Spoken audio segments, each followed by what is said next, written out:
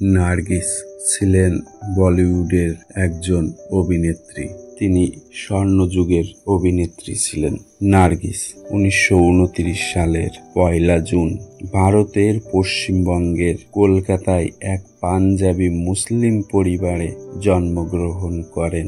তার নাম ফাতিমা রশিদ, পিতার নাম আব্দুল রশিদ, যার জন্ম নাম মোহন চাঁদ উত্তম চাঁদ।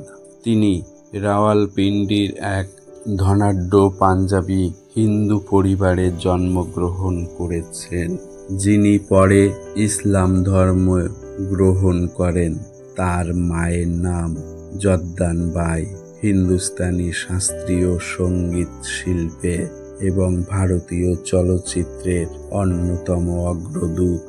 নার্গিসের মায়ের দিক থেকে তার সৎ ভাই আনোয়ার হোসেন ও একজন চলচ্চিত্র অভিনেতা। ফাতিমা রশিদ 1935 সালে মাত্র 6 বছর বয়সে তালাশে হক চলচ্চিত্রে প্রথম অভিনয় করেন। এতে নাম প্রদর্শিত হয় বেবি নার্গিস। এরপর থেকে তার সকল চলচ্চিত্রে নাম হয় নার্গিস। নার্গিস 1940 থেকে 1950-এর দশক হিন্দি চলচ্চিত্রের অন্যতম জনপ্রিয় অভিনেত্রী ছিলেন। তিনি ছোটবেলা থেকেই চলচ্চিত্র জগতে আসেন। 1943 সালে তকদির সিনেমার মাধ্যমে নায়িকা হিসাবে অভিষেক করেন। তবে তার সবচেয়ে বড় ব্রেক আসে রাজ কাপুরের সঙ্গে জুটি গড়ে তোলার মাধ্যমে। 1957 সালে মুক্তিপ্রাপ্ত মাদার ইন্ডিয়া সিনেমায় তার অসাধারণ অভিনয়ের জন্য তিনি ভারতীয় চলচ্চিত্রের ইতিহাসে অমর হয়ে আছেন। এই সিনেমাটি ভারতের প্রথম অস্কার মনোনীত চলচ্চিত্র। নার্গিস ও রাজ কাপুরের জুটি ছিল বলিউডের অন্যতম জনপ্রিয়। রাজ কাপুর পরিচালিত ও অভিনীত বহু চলচ্চিত্রে নার্গিস প্রধান নায়িকা ছিলেন। আওয়ারা চলচ্চিত্রে তারা দুজনে অভিনয় করেছেন।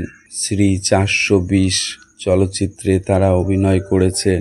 বরসাত চলচ্চিত্রে তারা অভিনয় করেছেন। চোরি চোরি চলচ্চিত্রে একসঙ্গে তারা অভিনয় করেছেন। মেহবুব খানের সঙ্গে নার্গিসের অন্যতম সেরা কাজ হলো মাদার ইন্ডিয়া 1957 সালে, যা ভারতীয় চলচ্চিত্রের ইতিহাসে অন্যতম সেরা সিনেমা হিসাবে বিবেচিত। নার্গিস বিমল রায়ের মতো সংবেদনশীল পরিচালকের সঙ্গেও কাজ করেছেন। তার পরিচালিত দেবদাস 1955 সালে নার্গিস একটি বিশেষ ভূমিকায় ছিলেন। কেদার শর্মা নার্গিসের কেরিয়ারের গুরুত্বপূর্ণ ভূমিকা রাখেন। তার পরিচালিত যোগান সিনেমায় নার্গিসের অভিনয় প্রশংসনীয়। ঋষিকেশ মুখার্জির পরিচালনায় তার শেষ দিকের একটি উল্লেখযোগ্য সিনেমা রাত অর দিন এ অভিনয় করেন, যা কেরিয়ারের অন্যতম সেরা পারফরম্যান্সের জন্য জাতীয় পুরস্কার পেয়েছিল। এছাড়াও তিনি এস বসু, খান সেলিম, জিয়া সারহাদি পরিচালকের সঙ্গে কাজ করেছেন। তার অভিনীত সিনেমাগুলি আজও ক্লাসিক হিসেবে গণ্য হয়। নার্গিস বলিউডের স্বর্ণযুগের কিংবদন্তি অভিনেতাদের সঙ্গে কাজ করেছেন। নার্গিস ও রাজ কাপুরের জুটি ছিল বলিউডের অন্যতম জনপ্রিয় রোমান্টিক জুটি। তারা একসঙ্গে কাজ করেছেন বরসাত, আওয়ারা, শ্রী 420, জাগতে রহো, চোরি চোরি। দিলীপ কুমারের সঙ্গে নার্গিসের জুটি তখনকার সময় বেশ জনপ্রিয় ছিল। দেবানন্দ ও নার্গিস একসঙ্গে বেশ কিছু সিনেমায় অভিনয় করেছেন। আন্ধেরি আত্মা, হাউস নাম্বার 44। সুনীল দত্তের সঙ্গে কাজ করেছেন মাদার ইন্ডিয়া, জাদুঘর এবং মাদার ইন্ডিয়া সিনেমার সেট থেকেই শুরু হয় তাদের প্রেমের গল্প।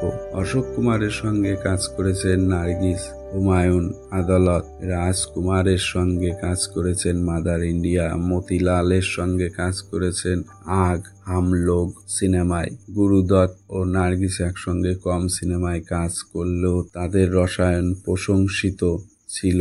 সাজ और সাবেরা সিনেমায় তারা কাজ করেছেন। সারদা চলচ্চিত্রে মীনা কুমারী ও নার্গিস একসঙ্গে অভিনয় করেছেন। দেবদাস চলচ্চিত্রে নার্গিস একটি অতিথি চরিত্রে ছিলেন, যেখানে বৈজয়ন্তী মালাও গুরুত্বপূর্ণ চরিত্রে অভিনয় করেছিলেন। নলিনী জয়ন্তীর সঙ্গে মাদার ইন্ডিয়ায় অভিনয় করেছেন নার্গিস। ললিতা পাওয়ারের সঙ্গে কাজ করেছেন শ্রী 420 মাদার ইন্ডিয়া ছবিতে। রেণুকা দেবীর সঙ্গে কাজ করেছেন যুগ্ন চলচ্চিত্রে।